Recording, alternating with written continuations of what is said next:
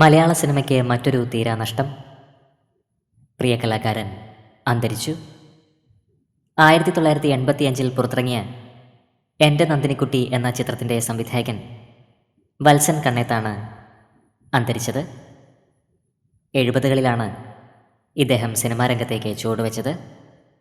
മേറിലാൻഡ് സ്റ്റുഡിയോയിൽ നിർമ്മാതാവും സംവിധായകനുമായ പി സുബ്രഹ്മണ്യത്തിൻ്റെ കീഴിലാണ് ആദ്യം പ്രവർത്തിച്ചത്.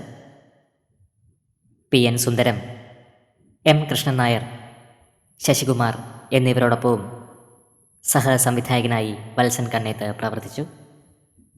പിന്നീടാണ് എൻ്റെ നന്ദിനിക്കുട്ടി എന്ന ചിത്രം സംവിധാനം ചെയ്തത്.